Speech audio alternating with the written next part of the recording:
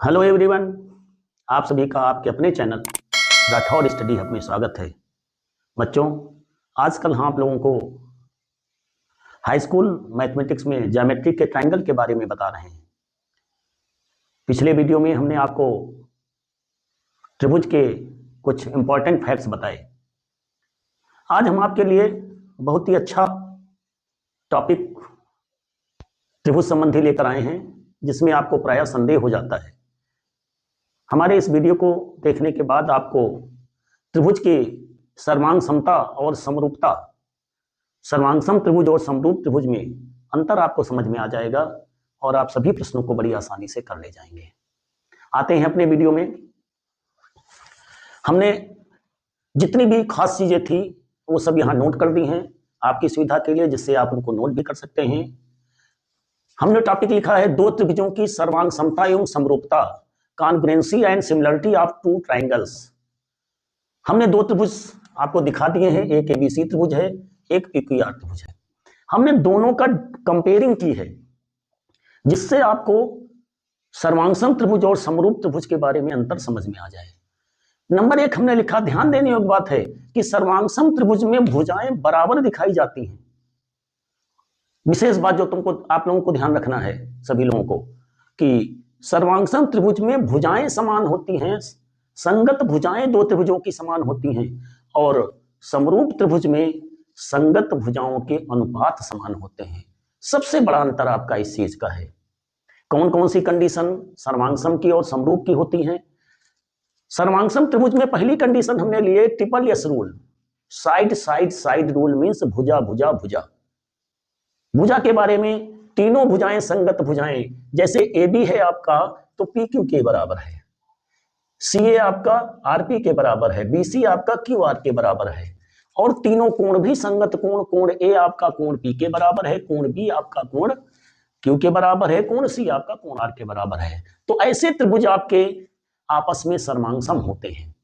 सर्वांगसम के लिए सिंबल हमने बना दिया है कि दो बराबर की लाइन नीचे रहती है, ऊपर आपका जो है आपके जो है थोड़ी सी घुमावदार लाइन होती है, कहने का मतलब एक तरह से जो एसी जैसे होता है। फिर भी आपका जो चिन्ह बना हुआ है समरूप में आपका केवल घुमावदार लाइन होती है, सीधी लाइन नहीं होती है। ये आपका प्रतीक है सर्वांगसम त्रिभुज के लिए, समरूपता के लिए। तो पहली कंडीशन हमने सर्वांगसम त्रिभुज में सीखी कि तीनों भुजाएं संगत, तीनों भुजाएं, जैसे ये भुजा है आपकी तो इस भुजा के बराबर हो गई, ये भुजा आपकी है तो इस भुजा के बराबर हो गई, ये भुजा है आपकी तो इस भुजा के बराबर हो गई। अब तीनों भुजाएं और तीनों कोण भी बराबर हैं, कोण ए कोण पी के बराबर है, कोण बी कोण क्यू के बराबर है, कोण सी क्यू आर के बराबर है। ध्यान देने की बात है इसमें, सर्वांग समरूपता में आपके हमने बताया कि अनुपात बराबर होते हैं। कहने का मतलब है कि जो यहाँ भुजाएं बराबर हो रही थी, यहाँ पे अनुपात A B upon P Q, B C upon Q R, C A upon R P, अगर ये अनुपात बराबर है तो समरूप होगा, अगर भुजाएं संगत बराबर हैं तो आपका क्या होगा, सर्वांगसम त्रिभुज दोनों होंगे। तो ये हमने शो किया है, जिसको ट्रिपल एस रूल कहते हैं। इसमें भी ट्रिपल एस रूल लगता है। दूसरा इसमें कंडीशन है कि भुजाएं न बराबर हों, अगर संगत कोण भी बराबर हों, तब भी आपका जो है समरूप त्रिभुज होता है। केवल संगत तीनों कोण बराबर हो जाएं, या कि दो कोण भी आगे डबल ए रूल आएगा बराबर हो, तब भी समरूप होता है। मगर इसमें भुजाएं बराबर होना आवश्यक है, और जब भुजाएं बराबर होती हैं, अगर कोण भी बराबर हैं, दोनों तीनों कोण और तीनों संगत भुजाएं बराबर हैं, तो आपका सर्वांगसम त्रिभुज होता है। इसमें ट्रिपल ए का अपने आप में केवल तीनों कोण बराबर होने पर सर्वांगसम नहीं होगा, जबकि तीनों कोण बराबर, केवल तीनों कोण बराबर अगर हैं त्रिभुज के, तो आपका वो समरूप त्रिभुज होगा। तीनों कोण बराबर हो तब भी समरूप होगा, दो कोण बराबर हो तब भी समरूप होगा। मगर इसमें तीनों कोण बराबर हैं परंतु भुजाएं बराबर नहीं हैं, तो सर्वांगसम त्रिभुज नहीं होगा। ये आपका डिफरेंस है नंबर एक का रहा। आपको क्लियर समझ में आ गया होगा। ट्रिपल ए हमने लिखा है समरूपता का आधार है। ए मींस एंगल, एंगल मींस कोण। ए शब्द आता है कहीं भी, ए अक्षर कहीं भी शब्द नहीं कह रहे हैं, ए अक्षर जहां भी आता है उसका मतलब है कोण, और यस जहां भी आता है उसका मतलब है भुजा, साइड। आप नियम देखेंगे बुक्स में तो आपको समझ में आ जाएगा और अधिक की। अभी तक आप ए के बारे में न जानते हो, यस के बारे में तो क्लियर हमने कर दिया है कि ट्रिपल यस मींस भुजा भुजा भुजा रूल, नियम, और ट्रिपल ए का मतलब कोण कोण कोण नियम। दूसरे नंबर पे आते हैं, अगर ए बी और पी क्यू आपस में बराबर हैं, ए सी और पी आर बराबर है, तो इनके बीच का, इन दोनों भुजाओं के बीच कौन कौन बना, ये ए बना, ये ई बना आपका। कहते तब दो भुजाएं बराबर हों और उनके उनके अंतर्गत बनने वाला कोण भुजाओं के, दोनों भुजाओं से, जैसे ए बी और ए सी के बीच बनने वाला कोण है ए, और पी क्यू और क्यू आर के बनने वाला बीच कोण पी है। तो ए बी और पी क्यू बराबर हो, ए सी और पी आर बराबर हो, और कोण ए कोण पी के बराबर हो, जो हमने यहां दिया है, दिख दिया है कोण को जैसे लिखते हैं अथवा करके, तो आपका इसको कहते हैं SAS रूल, भुजा कोण भुजा नियम का पालन अगर करता है तब भी आपका वो सर्वांग समत्रिभुज होते हैं। इसका मतलब त्रिभुज एबीसी और पीक्यूआर आपके सर्वांग समत्रिभुज है। इसमें भी SAS रूल सेम लगता है, बस अंतर अनुपात का होता है। जो भुजाएं यहां पे हम बराबर कर रहे हैं वहां पर अनुपात होगा। ए बी और पी क्यू का अनुपात, ए सी और पी आर का अनुपात अगर आपस में बराबर हैं, ए बी बटे पी क्यू, ए सी बटे पी आर आपस में बराबर हैं, साथ ही साथ कोण ए और कोण पी भी बराबर है, तो इसको कहते हैं SAS रूल, भुजा कोण। इसका मतलब समरूप त्रिभुज में और सर्वांग त्रिभुज में SAS रूल दोनों में लागू होता है। अंतर किस बात का होता है, इसमें दो भुजाएं बराबर और उनके अंतर्गत कोण बराबर होता है। इसमें अंतर्गत कोण तो उसी तरह बराबर होता है, मगर दो भुजाओं का अनुपात आपस में बराबर होता है। विशेष ध्यान देने की बात है कि भुजाएं इसमें बराबर होती हैं, इस नियम में कोण की सेम कंडीशन होती है, मगर वहां समरूपता में आपको अनुपात देखना है, सर्वांग में आपको बराबर देखना है, और समरूपता में क्या देखना है, सिमिलरिटी में क्या देखना है, समरूप त्रिभुज के बारे में अगर कह रहा तो क्या देखना, अनुपात, रेशियो उन्हीं भुजाओं का, कोण की कंडीशन सेम होती है। तो SAS रूल दोनों में लगातार लागू हुआ, आपका सेम रूल है। उसमें हमने बताया था ट्रिपल ए रूल यहां नहीं लगता है मगर समरूप में लगता है। ट्रिपल एस रूल दोनों में लगता है, आपका सेम है। आपका SAS रूल दोनों में लगता है, सेम है। अंतर यहां पर बराबर की बात चलती है, वहां अनुपात की बात चलती है। आगे आते हैं, ASA रूल हमने लिखा है, कोण भुजा कोण नियम। कोण भुजा कोण नियम आपका लागू होता है सर्वांग के लिए। कोण भुजा कोण का मतलब दो कोण बराबर हों, जैसे कोण ए कोण पी के बराबर है और कोण सी आपका कोण आर के बराबर है।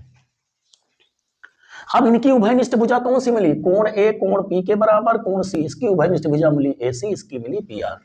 तो अगर दो कोण बराबर हों और उनकी उभयनिष्ठ भुजाएं भी बराबर हों, कोई अन्य भी हो सकते हैं, हमने एक लिया है, कोई भी ले सकते हैं आप, कोण ए कोण पी बराबर है, कोण सी कोण आर बराबर है, आप ले सकते हैं दूसरी कंडीशन में कोण ए कोण पी के बराबर है, कोण बी कोण क्यू के बराबर है, तो इनकी उभयनिष्ठ भुजाएं आपकी ए बी और पी क्यू हो जाएंगी। अगर वो भी बराबर हैं तो आपका सर्वांग त्रिभुज होगा। हमने दिखाया है, एक कंडीशन दिखा दी, आप तीनों कंडीशन लगा सकते हैं। दो कोण बराबर हो और उन कोण की जो उभयनिष्ठ भुजा हो वो भी बराबर हो, इसलिए हमने लिख दिया उभयनिष्ठ भुजा, क्योंकि ए और सी की उभयनिष्ठ भुजा आपकी जो बनती है AC, और P और R की उभयनिष्ठ भुजा बनती है आपकी PR। ये दोनों आपस में बराबर हैं, इसलिए कोण दो कोण बराबर हैं और उभयनिष्ठ भुजा भी बराबर है, इसलिए ये दोनों ही सर्वांग त्रिभुज हैं। त्रिभुज ABC सर्वांग त्रिभुज PQR। क्लियर हो गया आपको। इसमें क्या होता है कि ये नियम ऐसे रूल इसमें नहीं लगता है, इसमें डबल ए जो भी बता रहे थे, तीन कोण बराबर हों या दो कोण बराबर हों तब भी आपके दोनों त्रिभुज समरूप होते हैं। तो कोण ए कोण पी कोण सी कोण दो कोण बराबर हैं, इसमें उभयनिष्ठ भुजा का बराबर होना आवश्यक नहीं है, केवल दो कोण अगर बराबर हैं, डबल ए रूल जिसको कहते हैं, तब भी त्रिभुज ABC आपका PQR के समरूप है, और तीनों कोण बराबर हैं तब भी आपका समरूप है। चौथी कंडीशन आपकी इसमें थोड़ी अलग से आती है आपकी सर्वांग सम में, जो कि समकोण त्रिभुज के लिए लागू होती है। RHS रूल कहते हैं जिसको हम, आपका जो है एंगल समकोण हो, कर्ण हो और भुजा हो, समकोण त्रिभुज दोनों हो, एक आपका जो है कर्ण बराबर हो और साथ ही साथ कोई एक भुजा बराबर हो, तो ऐसे दोनों समकोण त्रिभुज सर्वांग सम कहलाते हैं। हमने दिखाया है यहाँ पे कि दो समकोण त्रिभुजों में एक त्रिभुज का कर्ण तथा एक भुजा दूसरे त्रिभुज के कर्ण तथा एक भुजा के बराबर हो तो त्रिभुज सर्वांग सम होते हैं। तो समकोण तो त्रिभुज ही है, साथ में AC कर्ण जो है वो PR के बराबर है और ये जो BC भुजा है वो QR भुजा के बराबर है। इसका मतलब ये दोनों ही समकोण त्रिभुज सर्वांग सम होंगे। ये स्पेशल आपका RHS रूल केवल किसके लिए लागू होता है, समकोण त्रिभुजों के लिए।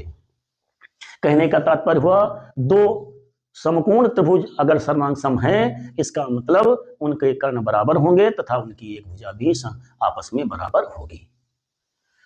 फिर हमने बताया है इसमें सर्वांग सम में किनके क्षेत्रफल समान होते हैं। इसके क्षेत्रफल बराबर हो भी सकते हैं, नहीं भी हो सकते हैं। अगर इसका क्षेत्रफल निकालना है दोनों त्रिभुजों का क्षेत्रफल का अनुपात अगर निकालना है तो किसी संगत भुजा के अनुपात का वर्ग कर दीजिए, आपको अनुपात मिल जाएगा, जो इसके आपको प्रश्न आगे चल के हम बताएंगे। ए बी और पी क्यू संगत भुजा है, इसका वर्ग करें। बीसी और क्यू आर के अनुपात का भुजा का वर्ग करें, सी ए और आरपी के अनुपात का वर्ग करें, तो ये जो मिलता है अनुपात हमें, वही त्रिभुज एबीसी और पी क्यू आर के क्षेत्रफल का अनुपात प्राप्त होता है। और एक क्लियर बात ये हुई कि इनके क्षेत्रफल बराबर भी हो सकते हैं और बराबर नहीं भी हो सकते हैं, जबकि सर्वांगसम त्रिभुज के क्षेत्रफल समान ही होंगे। विशेष ध्यान देने की बात यह है कि जब सर्वांगसम त्रिभुज के बारे में कहेगा कि बताइए है कि नहीं, तो आप उसमें भुजाओं और कोणों को देखेंगे, बराबर के लिए देखेंगे, जबकि समरूप त्रिभुज के बारे में जब कहेगा तो आप उसके भुजाओं के अनुपात तथा कोणों को बराबर के बारे में देखेंगे। इस तरह से आपको देखा जाए तो सारांश ये निकला कि ट्रिपल एस रूल दोनों में लगता है, ट्रिपल ए रूल केवल समरूप में लगता है, एस रूल दोनों में लगता है, डबल ए रूल आपका जो है केवल समरूप में लगता है, और ए रूल आपका केवल लगता है सर्वांगसम में। क्षेत्रफल दोनों के अलग अलग हैं, कहने का मतलब सर्वांगसम त्रिभुजों के क्षेत्रफल बराबर होते हैं और उसके क्षेत्रफल बराबर हो भी सकते हैं, नहीं भी होते हैं। ये समरूप त्रिभुज एक दूसरे को आच्छादित नहीं कर सकते हैं, जबकि सर्वांगसम त्रिभुज एक दूसरे को पूरी तरह से आच्छादित करते हैं। और इस तरह से अनुपात का ध्यान रखना है आपको समरूप त्रिभुज में, और भुजाओं को बराबर शो करना है आपको सर्वांगसम त्रिभुज में। इस तरह से चाहे जो प्रश्न आए आप सर्वांगसम में रूल लगा लीजिएगा, triple S rule, S rule, A rule, ठीक है, RHS रूल। और समरूप में आप triple S rule, triple A rule, double A rule, S rule आप लगा करके आप समरूप या सर्वांगसम दोनों कंडीशन आप दिखा सकते हैं। इस तरह से आपको क्लियर हो गया होगा पूरी बात। इसी तरह से आप हमारे वीडियो चैनल से जुड़ करके देखते रहिएगा। आगे चल के हम आपको इसमें जो बोर्ड परीक्षाओं में या प्रतियोगी परीक्षाओं में जो प्रश्न पूछे जाते हैं उन प्रश्नों को समाहित करेंगे, जिससे आपको और क्लियर हो जाएगा। आप इसी तरह से चैनल से जुड़कर लाइक, सब्सक्राइब, शेयर करते रहिएगा। थैंक यू, धन्यवाद।